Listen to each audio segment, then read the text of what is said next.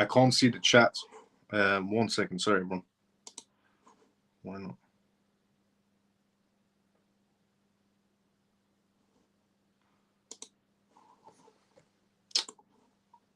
I think Restream is having issues today. I can't see the chat. Connected. Okay, now I can see the chat. So I can see everybody's comments from Artistics. Hi, Miles. Happy hump day. How you doing, Artistic? Good to see you as well. Everybody else below Artist, everybody else that wrote a message before Artistic, I cannot see for some reason. But everybody else's, I can. Sorry about that, everyone. But now it's working again. But if you did say hi right at the beginning of the live show, thank you so much. I'm guessing Pablo was always the first one in, as always. So Pablo, good to see you. How you doing? Mike, good to see you. How you doing? How you been? I can't see anybody else except now. Hi, Miles. Pablo, good to see you. How you doing? But yeah, the chat is fixed now. Good evening, all. Good to see you. JP, how you doing, brother? How you been?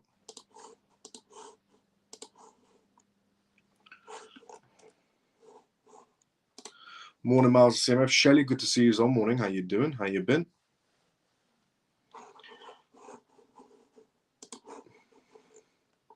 Okay, the live is pinned and the chat is working again. Brilliant. Okay. By the time everyone tunes in for the first part of the live show, let's go through the intro, disclaimer, and what we're going to be talking about on tonight's live. Welcome to the CMF Live. If you're watching us for the first time ever, the CMF stands for Crypto House Family. My name is Miles. You can tune to this live Monday to Friday, 10 p.m. long time onwards for the most recent news regarding cryptocurrencies, CBDCs, AI, politics, and regulations. Pretty much vital information for you to know about regarding the world completely transforming into a digital space. The disclaimer of this live, as always, is not financial advice, not political advice, and whatever I say is only for entertainment purposes. And this is episode 404 of the CMF Live, if you're watching this for the first time ever. And also, thank you so much to everybody who straight away liked and retweeted this live. And thank you so much to everyone who's also watching on YouTube right now, who's also liked the live as well. If you haven't liked or retweeted this live, CMF members, smash the like button, smash the retweet buttons. And let's go to the comment section first before we go through the first news on tonight's live. And there's a lot of news to essentially go through. We're going to be talking about the gold market. We're going to talk about the crypto markets, obviously. We're going to talk about the Trump situation that's going on right now. Is it going to have some sort of essentially impact inside the market space? Some announcements to go through and obviously some Ripple news to go through as always. But before we do any of that, let's go to the comment section first. Let's see what's happening there. And as I said previously, disclaimer of this live is not financial advice, not political advice, and whatever I say is only for entertainment purposes. So let's see where we're at. Hi, Miles. Love you, brother. Good to see you, Paul. How you doing? It was just Pablo, Mike, and I. Okay, so you three were the first ones in. Thank you, Shelly, for letting me know. Evening, Miles and CMF. Jason, good to see you. How you doing? Good evening, Miles and CMF. Free Feather, good to see you. How you doing? How you been? Okay, first news on tonight's live. Gold is doing exceptionally well, you could say, for itself, whereas the other ones, the cryptocurrencies or Bitcoin in a sense, isn't. The anticipated end of the government shutdown in a few hours comes with significant economic shifts. Now, we did have the first round of votings, which meant the government is going to be opening. The second round of voting is pretty much a green light as well, to be fairly honest. It should be. While the gold price has surged to $4,200, serving as a consistent warning signal, for cryptocurrencies throughout the year, the alternative digital currencies experience downturns. The volatile, essentially, reactions in markets are triggered by the same risk factors, signaling a not-so-optimistic outlook for digital currencies. Companies such as Palantir, Coral, Meta, and Tesla have reported also mediocre, essentially, performance, which aligns with Bitcoin's recent downtrends observed in the last 2 hours. Also, Bitcoin is still following tech stocks rather than following gold, even though it's named digital gold. Despite a drop in treasury yield, Benson praised the raise essentially in the government bonds in today's essentially statements, claiming they deserve recognition for this financial essentially evolution. A vote in the House of Representatives essentially today anticipated essentially at 2 a.m. to conclude the government shutdown, and delayed reports like the September employment report will follow. Uncertainty is favorable for cryptocurrencies right now, yet forbidding surprises seems inevitable. The increasing prices of gold and silver reflect concerns of a prominent risk, with silver futures also trading above $53 today, with exhibiting a weekly growth nearly 10%, a peak unseen since September's high at essentially $30. Proximity to peak levels on stock markets and AI bubble stories circulating for weeks essentially have led investors to turn towards essentially stable assets like gold and silver. This retreat from risk is essentially driven in uneasing essentially in cryptocurrencies, causing significant drops in Bitcoin and altcoin prices. So if you want to yourself essentially why is Bitcoin slightly dropping, why is the rest of the market space following Bitcoin's footsteps as usual, is because we can't decouple due to not having clarity yet. And Bitcoin isn't following gold, even though it's always named essentially digital gold, it's still following tech stocks, unfortunately. Despite these reasonings favoring market essentially rises, today the justification for declines are more compelling. The looming tariff cancellations by the Supreme Court stands as major issues, fostering uncertainty and potential chaos if executed, with little beliefs in Trump's success in this legal battle. The exception of evident monetary expansions essentially next year, likely exaggerating essentially inflation, although during Trump's initial term, calls for AI and cryptocurrency in essentially growth heightened risk, resulting in surges within stocks and currencies. Immediate and midterm essentially risks now loom, with Trump's having essentially a roughly 3 years remaining. The urgency for cryptocurrencies legislation is pressing as Republicans face potential losses in upcoming year-end essentially elections, threatening legislative announcements. In summary, rising gold and silver values emerge from essentially flight from risk. Impacting cryptocurrencies negatively, inflation concerns, skepticism about the dollar's future, geopolitical risks, and global economic worries constitute today's economic landscapes, and a larger AI innovation wave might yield essentially ongoing debates.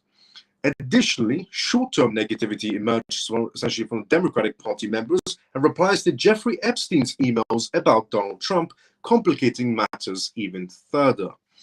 Now, we are going to be talking about this whole Trump situation regarding the emails next. But that is pretty much everything that's happening essentially right now inside the crypto space. We have a Supreme Judge essentially who wants to, reverse everything Trump has done regarding tariffs. That could cause quite a bit of uncertainty inside the market space. In the short term, long term could be seen positive. But then again, the tariffs themselves, it's essentially short term, negativity, long term positivity. So in my point of view, the judge should just let it ride, because we're so far into tariffs that reversing this entire process is just going to be a treacherous footsteps going backwards. Second of all, regarding essentially Bitcoin, unfortunately still not following gold, even though it's named digital gold or risk-off asset is what the Bitcoin maxis will call it, or Michael Saylor. And unfortunately still following tech stocks. Wherever tech stocks goes, Bitcoin follows it, so it really can't be seen as digital gold in my point of view. Then again, some people might argue differently. Also, third of all, regarding essentially geopolitical tensions that could cause harm inside the market space, or even now with the emails that have come out regarding Jeffrey Epstein and Trump. So far, those emails have had zero impact on the cryptocurrency market space, which is good so far. But now let's talk about this situation. So the Democrats today, if anybody's seen it, released Epstein emails linking Trump to them. The Democratic essentially led House Oversight Committee has released new emails from Jeffrey Epstein's estate referencing former President Donald Trump, sparking scrutiny of their essentially past relationship. Again, so far this has had no impact on the crypto market space due to the Democrats coming out and saying this is damning evidence, and the Republicans coming out and going, it's pretty much nothing. It's basically phishing. The disclosure raises questions about Trump's ties without affecting cryptocurrencies markets, as analyzed by economic experts and official financial documents. Democratic-led House Oversight Committee has disclosed new emails from Jeffrey Epstein's estate involving Donald Trump. The release has intensified scrutiny over Trump's past interactions with Epstein. Rep. Essentially Robert leads these essential revelations and questioning Trump's alleged connections with Epstein.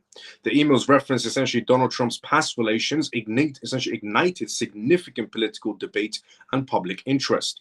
These new emails bring to light the troubling connections and need further investigation into Trump's relationship with Epstein's essentially estates, said essentially Rep. Robert, Oversight's ranking member, House Oversight Committee.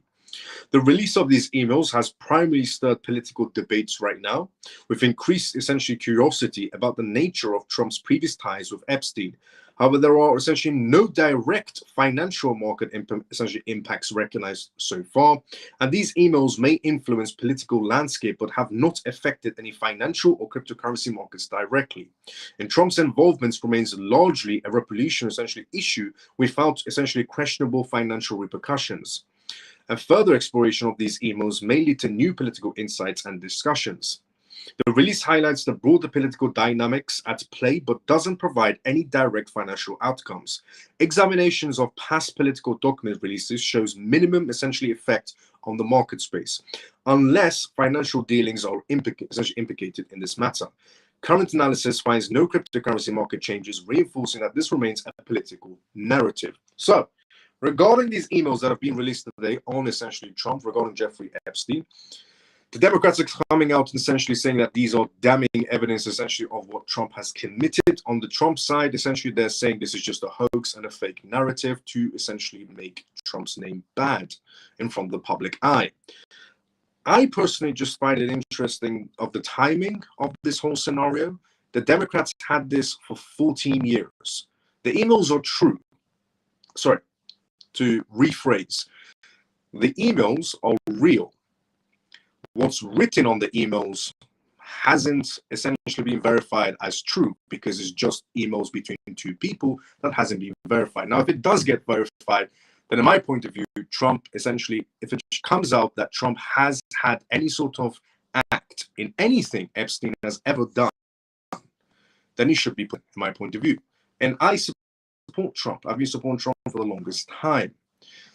But in general, if anybody is in fact a part of anything to Epstein or any of these essentially island vacation parties that they had, then they should be put in prison, in my point of view, everybody who's involved. This could be a president, a prime minister, a supreme judge, a house representatives, a governor, whoever it may be, they should be put in prison, full stop. For the time being, it's on the side of essentially innocence until proven guilty.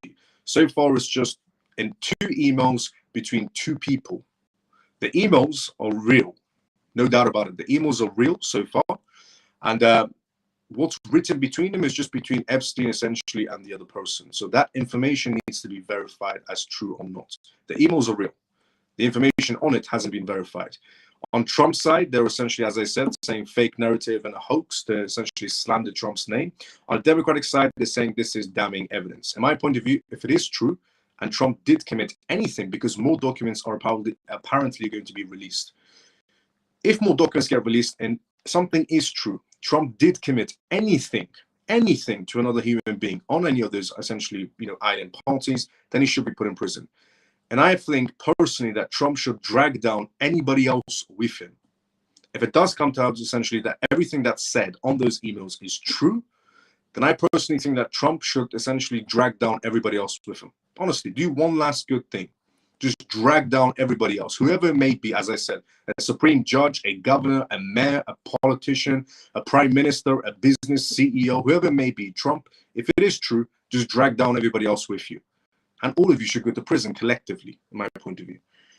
But we're still on the side of innocence until proven guilty. The emails are real, but the information in those emails is not really verified. So proven until essentially innocence until proven guilty. But if it is found guilty, and if it is essentially said that Trump did commit anything, then he should be put in prison. And I personally, as I said, I think he should drag down everybody else with him. Because at that point, he's got nothing to lose. If it is true, then he should just drag everybody else down with him. Because if anybody did commit any of those horrific acts, then they should be put in prison. 100%, whoever it may be.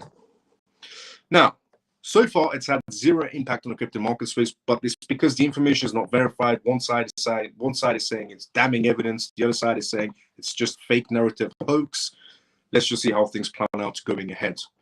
But also, some people are saying essentially on the side of the timing, again, is very, very interesting, and that this might just be a massive distraction for what's about to come. It's also interesting that Trump decided to sue the BBC, and the BBC essentially, this news coming out, essentially the narrative has shifted from the BBC being sued for being untrustworthy to now Trump and Epstein emails. But then again, I don't understand why the Democrats didn't come out with this information 14 years ago.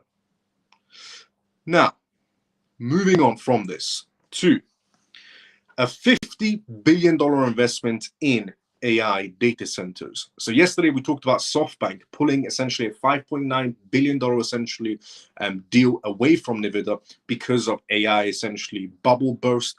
But today we're getting announcements of a $50 billion essentially investment in AI data centers. So is there really an AI bubble burst, or was just SoftBank essentially doing or listening, you could say, to Michael Burry?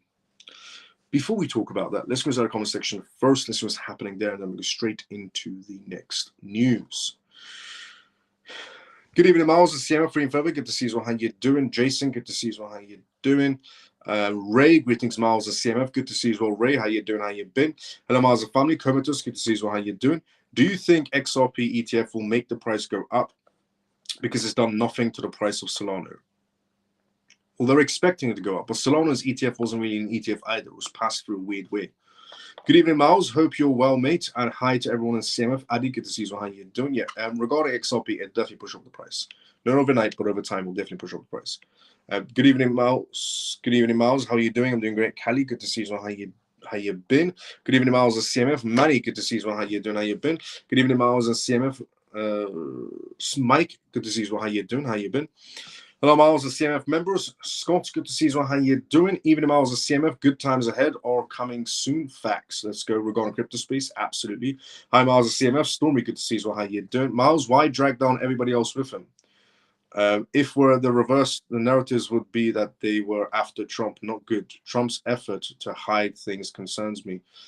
Why would I say Trump should drag down everybody else with him? Because if anybody else did commit anything on those islands, and it does essentially come to light that Trump did commit something on those islands, and he goes to prison for it, let's say, I think personally he should sing like a bird, honestly, because nobody should be walking free, no matter who you are, a CEO, a judge, a house governor, a politician, whoever you may be on this planet, nobody should be untouchable for anything they have committed on Epstein's island. So that's why I say if Trump is found to be guilty, then I do hope that he drags down everybody else with him. Anybody else that was at those parties, at those events, and did anything, Trump should sing like a bird, because nobody should be walking this earth free if they committed anything horrific to any other human being. That's why I say he should be singing like a bird, if it turns out to be true. So for now, it's essentially innocence until proven guilty. Verifying the information of those essentially emails. We're here. Trump's efforts to hide concerns me. Hello, Miles and my family. Scott, good to see you. How you doing? So that's why I said that. Now, $50 billion investment, essentially US data center investment. The essentially Anthropic essentially has announced a $50 billion partnership with FluidStack to develop US data centers, expected to create 800 permanent jobs and 2,400 construction jobs by 2026. As I said, yesterday we were talking about Michael Burry's essentially investment a few days ago, that there's going to be a massive AI bubble burst, and SoftBank essentially withdrew their investments of around $5.8 to $5.9 billion away from the AI market space. But then in their own words, they said they might be going back into AI, even though Michael Burry is suggesting AI bubble burst is on the way. But today we're getting announcements of a $50 billion investment into AI data centers. So is there really a bubble to burst? The investment in infrastructure aims to essentially advance AI capabilities, potentially impacting cloud services and computing hardware markets. Although no immediate effects on cryptocurrency assets are reported, Anthropic essentially invests $50 billion in US data centers, creating 3,200 jobs by 2026 with partner FluidStacks. The investment aims to bolster infrastructure crucial for advanced AI developments. The projected employment generation includes 800 permanent jobs, and regarding this AI safety and scalable system enterprises, it has declared that a $50 billion investment in the US data centers in a partnership with FluidStack aims to bolster infrastructure on a different level. The investment is aligned with US policy objectives and AI infrastructure. Such initiatives doesn't really essentially directly affect crypto assets for the time being, but could influence hardware supply chains. Now, market reactions are speculative on this news. The investments may alter financial dynamics in tech sectors, and historical trends do indicate that high efficiency data center projects influence price and supply in related technology markets. And similar past investments in cloud infrastructure have influenced hardware markets including essentially GPU supply that could affect crypto mining. Experts also suggest that the strategy might boost technology development without direct changes in essentially asset valuations, and historical data does also illustrate similar patterns and tech investments in outcomes. We're also getting essentially closer to AI that can accelerate scientific discoveries and help solve complex problems in ways that weren't possible before. Realizing that essentially potential essentially requires infrastructure that can support continued developments in the frontier. These sites will help us build more capable AI systems that can drive those breakthroughs while creating American jobs, said Dario, the CEO of this company. So yesterday, we were talking about AI bubble burst and the biggest withdrawal of investments of $5.9 billion from AI stocks, to now the news being essentially a $50 billion investment in AI data centers. So let's see if there really is an AI bubble burst along the way. Since 2008, Michael Burry's prediction that was very correct. After 2008, Michael Burry has had other predictions that did not really work out. So let's just see if the AI one's going to be true or not. Now, Standard Chartered Bank is what we're going to be talking about next on tonight's live. Standard Chartered Bank launches Singapore's first ever stablecoin card. It's called D-Card. The financial giant Standard Chartered Bank, in collaboration with DCS Card Center, has launched a D-Card, a stablecoin-focused credit card. This innovative card allows users to make payments with stablecoins at physical stores and merchants island-wide in Singapore. Notably, D-Card connects DeFi to traditional payments, letting cardholders use stablecoins for daily purchases without worrying essentially about crypto volatility or complicated conversions. The card's D-Vault system securely tracks balances, handles repayments, and settles crypto to fiat transactions instantly. As a part of essentially the partnership, Standard Chartered is now the principal banking partner for D-Card, handling transactions and banking, liquidity, and foreign exchange operations. Capabilities and solutions allow us to be trusted, essentially banking partner, bridging TraderFi to DeFi, said essentially the global head of TBFI sales at Standard Chartered Bank. Significantly, DCS will leverage Standard Chartered Bank's virtual account and API infrastructure to create unique virtual accounts for each D-Card user, enabling instant payment identifications and recognition and across multiple channels. The setup essentially aims to make stablecoin transactions as seamless as traditional essentially payments in the real world. And according also to the DCS Chief Commercial Officer, John, the essentially partnership will bring secure, transparent, and efficient stablecoin payments to the mainstream.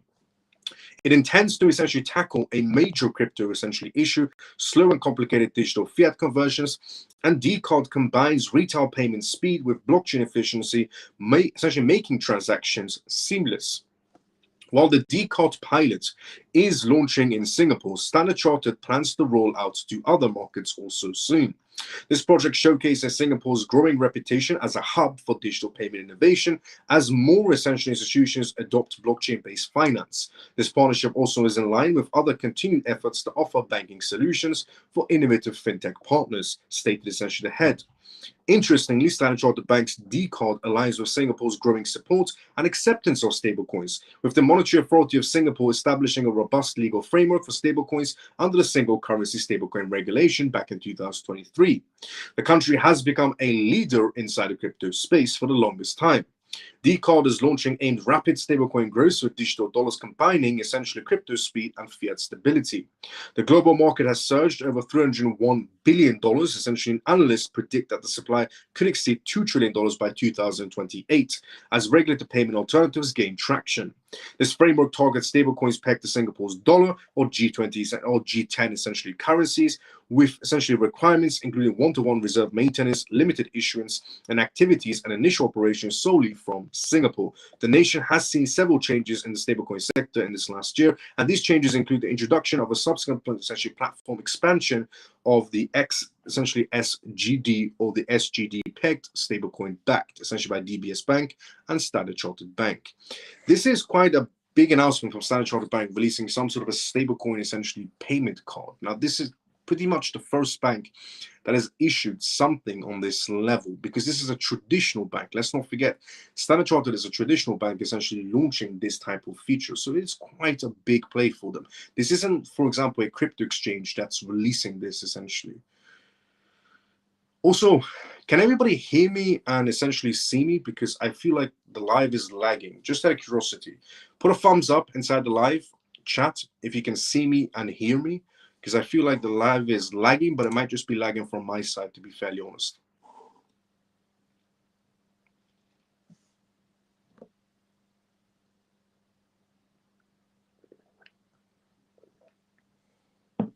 But this is honestly amazing news from Standard Chartered Bank and their partners with Ripple as well, to be fairly honest.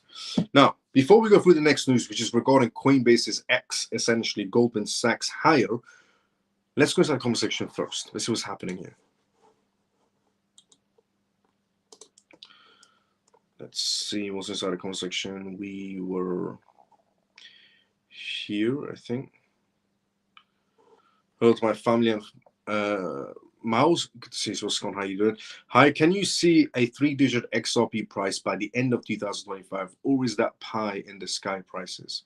It's not in the sky prices. The idea that XRP can reach 3 digits this year, a few things have to fall in line for it to happen. So there's also a possibility, but a few things have to fall in line for that to happen. One have to be the Clarity Act, essentially. Two, utility has to rapidly essentially evolve very quickly straight after.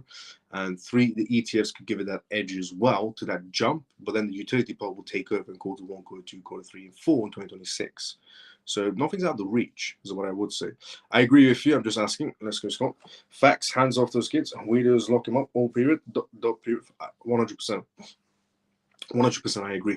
Shared live. Let's go, Scott. Good here. Let's go, Susie. JP, good. It's fine. Was crackling earlier, but it's okay now. Okay. Mike, good. Free and forever. Jason, good. Free and forever, good. Had some audio issues, but all good now. Okay, we're back to normal. So, Coinbase. Coinbase has hired an ex-Goldman Sachs partner to build everything exchange, is what they're saying it. Coinbase has appointed Liz Martin, a former partner at Goldman Sachs, as their new VP of product to help build its everything exchange platform. The crypto firm Coinbase announced today that Martin will oversee markets and derivatives, handling Coinbase's exchanges and managing the global markets team. The platform aims to offer multiple services such as trading, borrowing, staking, spending, and earning services all in one place, a Coinbase app. They're going to be calling it the Everything Essentially Exchange. A strategy is designed to make Coinbase a one-stop platform for cryptocurrency users. The approach will allow users to make use of other features like tokenized stocks, prediction markets, and early-stage token sales. It is quite a massive move that Coinbase essentially is pulling. In other words, the company is looking to make it easier for users to access several crypto services all under one roof. Martin comes with 25 years of experience as a partner of Goldman Sachs, essentially, where she was a partner in the global markets business before joining Coinbase, essentially. She also led enterprise partnerships and consumer finance projects, as well as enterprise partnerships too, focusing on launches, operations, and developments of various services, including credit cards, saving products, and buy now, pay later services. Derivatives sit at the center of every mature market, and Coinbase has an enormous opportunity to lead this space globally as crypto markets reach institutional scale, said Martin in her statements. Coinbase has been actively expanding its services to support the strategy. In September, the coming essentially hired the two founders of Sensible, a platform of earning yield on crypto, to add more features. Last month, benchmark essentially analyst Mark Palmer gave Coinbase a buy rating and a essentially $421 price target, and he said the Everything Exchange plan is powerfully leveraged to essentially a crypto bull cycle. What Coinbase is trying to achieve, they're also saying this could be used as another catalyst for the bull market by Coinbase becoming the Everything app, essentially for the crypto space. Now, the future of cryptocurrencies shifts with a new SEC guideline. For the longest time, the SEC essentially has been using the Howey test to clarify if a cryptocurrency is a security or not, which is what they used essentially during Gary Gensler's time to sue crypto companies. And the outlook essentially for Bitcoin remained negative despite looming essentially closures, while essentially adverse assets like gold are on the rise. Today's agenda focuses essentially on the broader future of cryptocurrencies, both in the US and globally. SEC's new chairman, Paul, made significant announcements today on cryptocurrency classification, following Trump's industry expectations and paving the way for future developments on that matter. The extent to which cryptocurrencies will be subject to federal securities laws and will soon be clarified. I think the whole live show is just frozen, hasn't it? I don't know why the live freezes and comes back. It's a bit odd. I really don't know what's happening today. This is not good.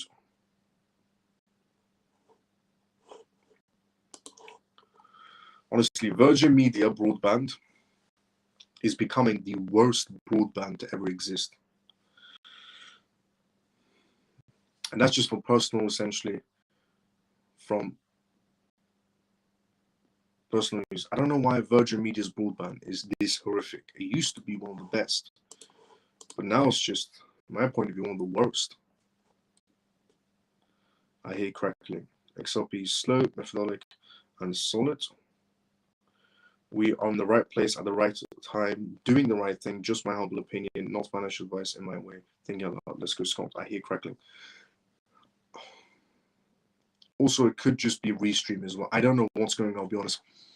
First, the live chat didn't work. I am very sorry about this, everybody that's watching right now. This is not my fault in any sort of way. First, at the beginning of the live show, the restream live chat just didn't work for some reason. And now the live is just freezing and having crackling, essentially, noises. I hear crackling, yeah. And it's also freezing at the exact same time as well. And now it's not freezing anymore. It just suddenly freezes, goes back to normal, suddenly freezes, goes back to normal. I don't know why this is happening today, but after this live show, I am going to be having a word with Restream on what the hell is happening. Now, going back to what I was saying, and hopefully we can get through it. For years, the question of whether cryptocurrencies or securities has been a hot topic for essentially the SEC. The lack of clear definitions and federal security laws added layers of chaos, causing essentially significant issues in legal rights and treatments. Paul retreated essentially that most cryptocurrencies are not securities. However, it's possible for a token to be issued in an essential way that fulfills essentially investment contracts and conditions, at least according to present security laws. Gensler and Paul have essentially very different viewpoints on the idea of cryptocurrencies. An altcoin may essentially initially fulfill investment contract conditions, but isn't required to remain so indefinitely. This flawed view assumes that every transaction essentially following an investment is a security transaction, conflicting with law text Supreme Court essentially precedents, or common sense, as stated by the SEC chairman on November 12th. The current perspective essentially doesn't favor the US while imposing significant costs, and this has been openly expressed by the new SEC administration. According to essentially the new SEC chairman, network tokens are not securities. These are essentially functional and linked to the workings of decentralized crypto systems rather than expectations of profits from others' efforts. Secondly, NFTs are not considered securities either, and Gensler had previously referred to them as securities, but Paul clearly states otherwise today. Traditional assets considered securities in the real world are still seen as securities when tokenized. Their crypto versions on the network don't alter this classification whatsoever. So if there is an asset out there that is going to become tokenized and the asset originally was a securities asset, that doesn't matter because the moment essentially it gets tokenized, it's still a security. However, the cryptocurrency itself, the token itself, is not really a security. And if it does turn out to be a security, it can alter into something else. The Howey test fundamentally essentially requires investing money into common expertise with expectations of a profit from essentially efforts of others based on issuers' declarations or promises. There should be clear terms regarding fundamental, essentially marginal efforts the issuer will uphold. The question is, how can a non-security crypto asset separate from investment contracts? Simply put, when issuers fulfill, fail, or terminate their promises, for instance, the lands around Howey estates weren't securities, although initially part of the investment contract is changed once the contract expired, even if business is essentially involved over the land. Commissioner Pierce essentially notes that essentially a project's token launch may begin with an investment contract, but those promises don't last forever. Network matures, code is delivered, and control essentially is distributed, and issuers' roles diminish, eliminating reasonable expectations of marginal efforts by one's team. In other words, a crypto project can actually start as a security and then shift over from essentially the idea of the category of security to a commodity or to another asset class. In summary, the shift from how we test essentially to constructive positive approaches marks a new era, replacing SEC's past tendency of leveraging crypto essentially and trapping individuals in that category. Again, the live show has frozen. I don't know why this is happening.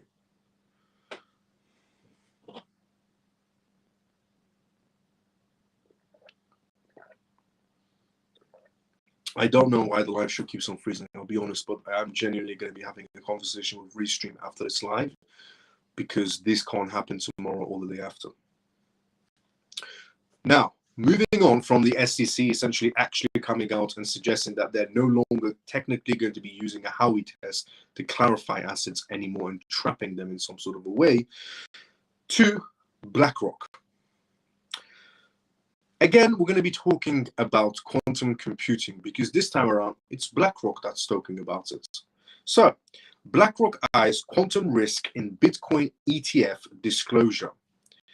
Aimed growing institutional Bitcoin adoption, concerns emerging around quantum threats as BlackRock's recent filing highlights potential risk impacting the security landscape and industry readiness. Institutional caution essentially could influence market dynamics as quantum computing's threat to blockchain security prompts a reevaluation of digital asset strategies and governance practices. BlackRock, the world's largest asset manager, addressed quantum computing risks in Bitcoin ETF filings in May 2025.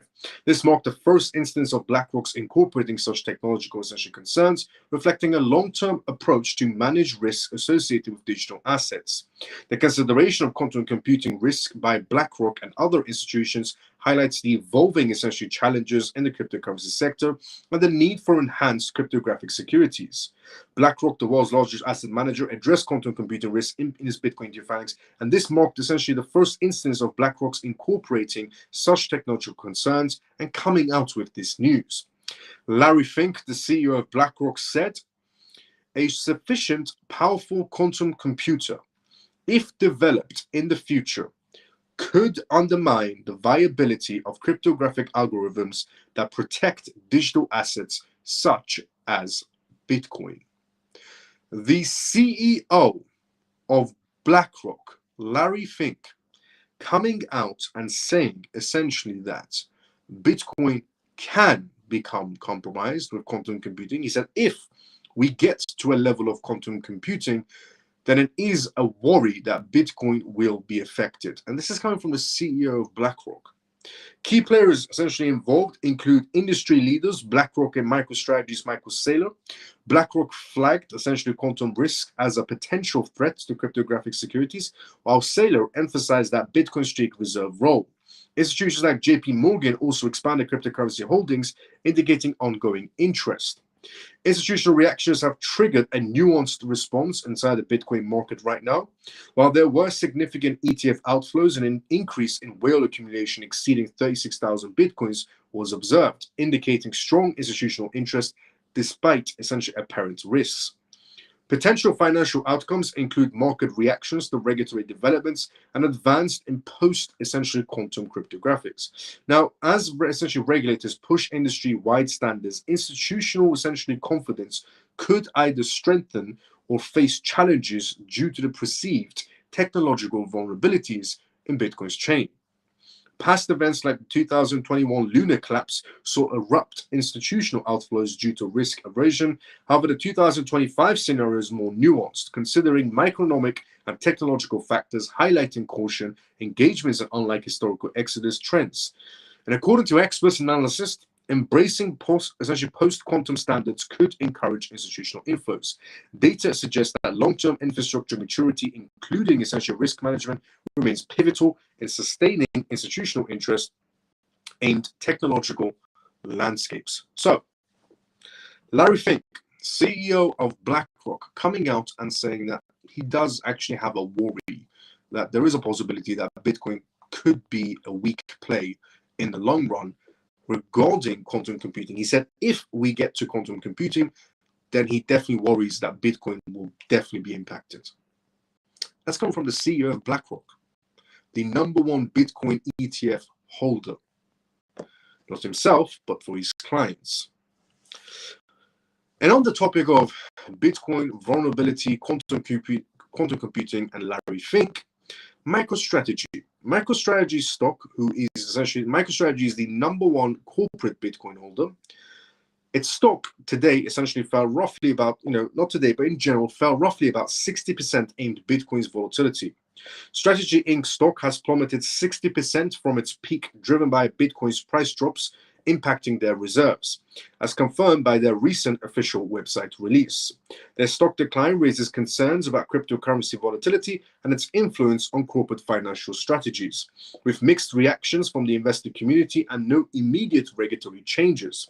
MicroStrategy Inc. stock has experienced that significant 60% decline from its peak, aligning with the ongoing fluctuations in Bitcoin's price points. Executive Chairman, essentially Michael Saylor, and CEO Fong, essentially, their commitment to Bitcoin. Both leaders emphasized that the long-term value, despite the drop, the company strategically essentially expanded its treasury assets by purchasing Bitcoin, influencing essentially MicroStrategy's market value, demonstrated by recent trends, and this illustrates also the market volatility associated with cryptocurrencies. We continue to believe Bitcoin is the best store of value in the world. Strategy is committed to accumulating Bitcoin as our primary treasury reserve asset. Volatility is expected. Conviction is unwavering, said Michael Saylor. So, on one side of the spectrum, we have Larry Fink, CEO of BlackRock, saying if we get to quantum computing, then he's worried about Bitcoin's future. On the other side of the spectrum, we have Michael Saylor saying Bitcoin's the #1 store of value in the world, full stop. So it's just about which way you're going to go. Larry Fink, CEO of BlackRock, or Michael Saylor, Bitcoin corporate holder. Because they both have very two different opinions, but they are both Bitcoin holders in a different type of way. One is a corporate Bitcoin holder, while the other one, BlackRock, essentially, is holding Bitcoin for their clients, a Bitcoin ETF essentially for their clients. But I'll tell you what, you know who isn't worried about a quantum computing future? XRP, XLM, HBAR, Chainlink, AVAX, Solana. The list does pretty much go on. The only two crypto projects that are essentially kind of worried, or in generally worried for a quantum computing future, is Bitcoin and Ethereum. Those are the only two crypto projects that are kind of worried for a quantum computing future. The rest of crypto projects aren't that worried, to be fairly honest. Top 10, top 20, top 30, so on. Now, moving on from that to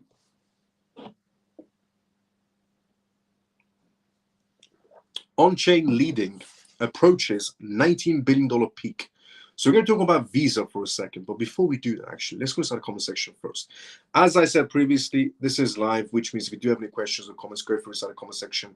More than happy to help you out. And once again, if you are experiencing some sort of a lag or essentially not great on the not great essentially on the sound, if there's crackling noises or essentially the screen is bugging out and freezing, I am sorry about that. It is most likely one or the other.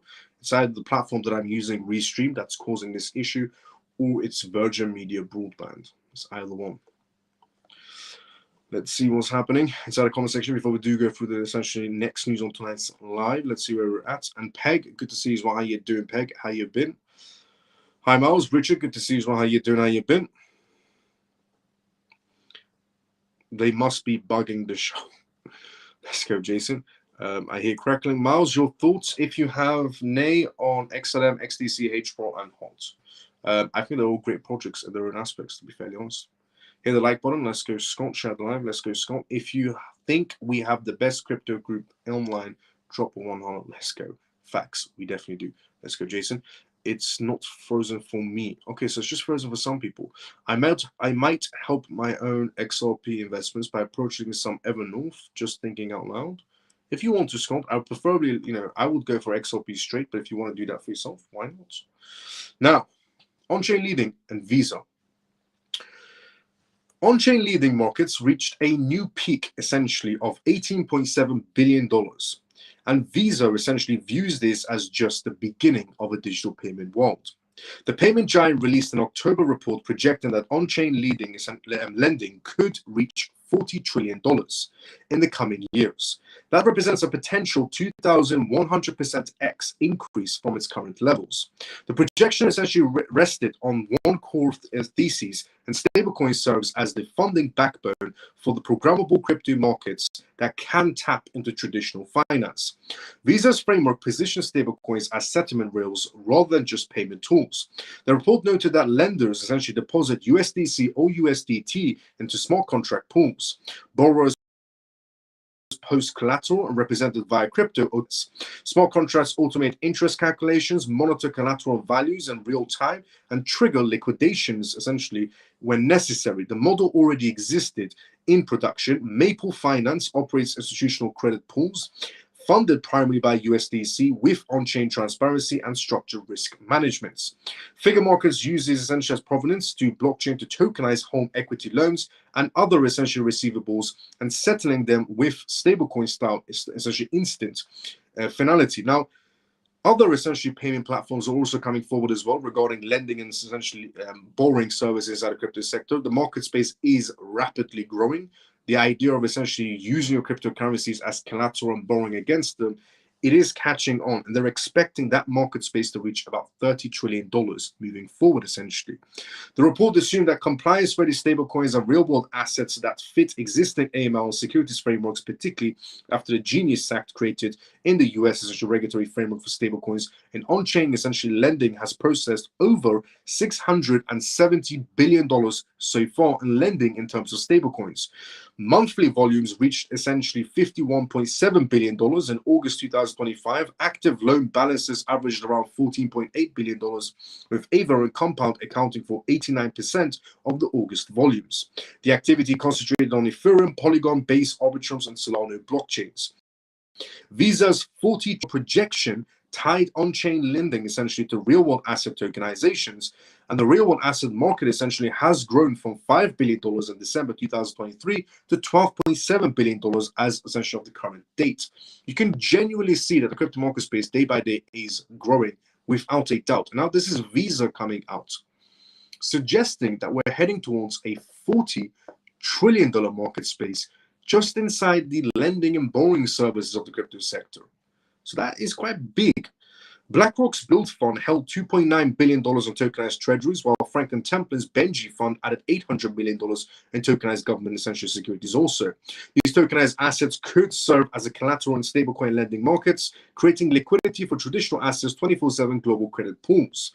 Indirectly, the report addressed the common critiques that only stablecoins work among tokenized assets. The answer was straightforward. If stablecoins are effective, they provide sufficient infrastructure to matter. Stablecoins provide fiat-dominated stability and programmability. Traditional assets such as essentially corporate bonds, private credit, and real estate can serve as collateral inside these market spaces. The settlement layer essentially typically uses USDC or USDT rather than bank wires, and critics who dismiss blockchain as a solution searching for a proper face essentially counter arguments. $18.7 billion in active loans, $670 billion in volume. That is quite a massive play regarding that market space, to be fairly honest. The lending and borrowing services at the crypto sector is growing rapidly. Institutions, in terms of real world assets, investments, in terms of their client base, is also growing rapidly as well. And again, we did go through a period of government shutdowns and economic turmoil and essentially geopolitical tensions and tariff situations that created uncertainty of not knowing when the tariffs are going to be coming, not the tariff itself. Through all of that, the crypto market space inside the institutional sector still grew quite rapidly, to be fairly honest. That should tell you everything you need to know. That maybe in some cases when the retail section essentially is frustrated or confused about the market space, even though they understand their projects that they're holding, institutional sector on the sidelines has just been growing. Real world assets market space has been growing. Stablecoin market space has been growing. Also, the lending borrowing services market space for cryptocurrencies has also been growing rapidly as well. Now, moving on to XRP. XRP is ready to take on traditional finance, says Ripple's CEO.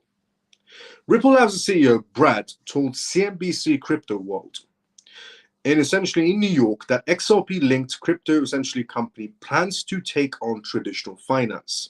He explained that his fintech firm aims to bridge the gap between traditional finance by introducing Web3 developments, and Brad stressed that traditional finance built on blockchain technology can disrupt the markets and usher a new financial era.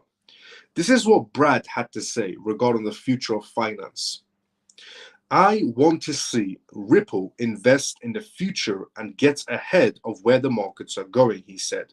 The assets we have been buying have been on the traditional finance side, so we can bring crypto-enabled solutions to that traditional financial world.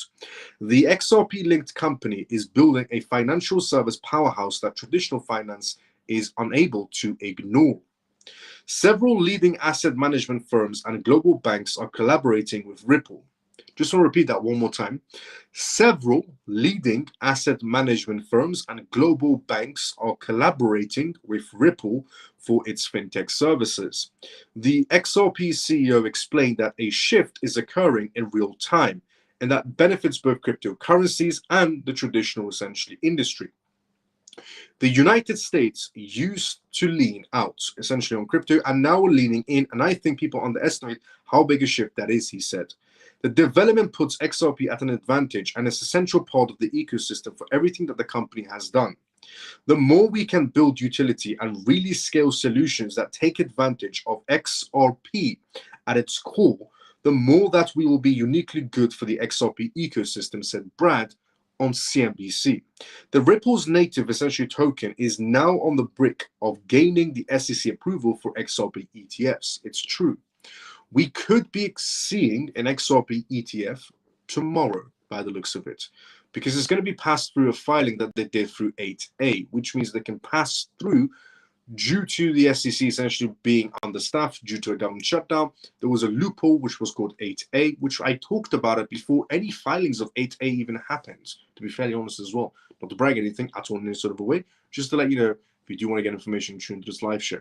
But regarding 8A, it does process applications faster, but then the SEC can reject it somewhere down the line if they wanted to. But there has to be a very justifying reason for it to be rejected, even though it's passed through. And the NASDAQ also needs to approve it as well. The NASDAQ, as far as I'm aware, they did approve it, and it was yesterday when it was approved. So we could be expecting an XRP ETF tomorrow, but let's just see how things go out. The more we can build utility and so on, the Ripple's native token is now on the brink of gaining SEC approval for XRP ETFs. If approved, the token would receive an influx of funds from institutional clients, boosting its prospects in the charts. Asset management firms with trillions of dollars at their disposal can change the way the token operates forever. The token is right now trading at roughly between $2.40 levels as of today. So, regarding XRP ETFs, we could be expecting one tomorrow. We could also be expecting one at the end of this month as well, to be fairly honest, and two more in between. The 5 XRP ETFs that were listed on the DTCC, they're pretty much deadlines of this month and going into the first week or two of next month as well. But again, they can be postponed, and some of them have filed for an 8A, some haven't filed for an 8A. But in all sense, this should be approved, in my point of view, 100%, because the SEC has had the longest time of looking into any company out there inside the crypto space. It's Ripple. The SEC has full understanding of Ripple, XRP Ledger, XRP itself, due to the long battle that they had. So they never really needed time to clarify what is XRP and can we pass it through, because that's the only case that they know the ins and outs of everything Ripple does, pretty much, and the XRP Ledger and XRP itself. So it should have been passed a long time ago, in my point of view. We did have a government shutdown, but yet it should have been passed a long time ago, in my point of view. However, we could be expecting one tomorrow. On that note, that we could be expecting one tomorrow, we have reached the endings of tonight's live.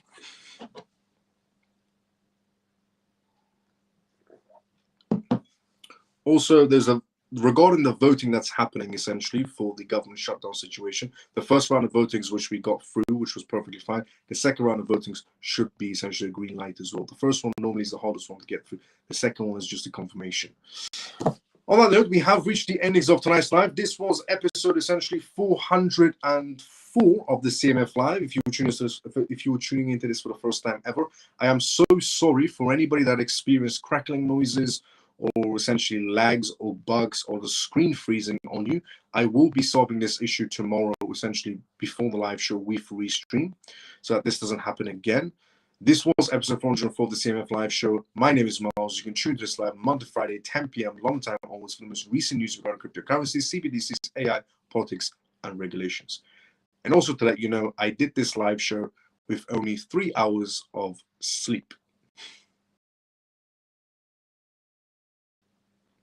Literally, I've only had 3 hours. It was a very busy day. Very, very busy day. And I didn't know if I was going to make it to the live show, but I still made it to the live show. I still did it because I care about the live show and I care about all of you. That all of you have a better understanding of somewhat of what's happening around the world.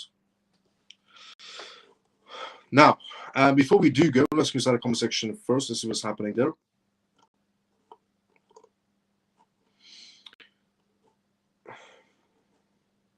Let's go, Mike. Let's go, Scott.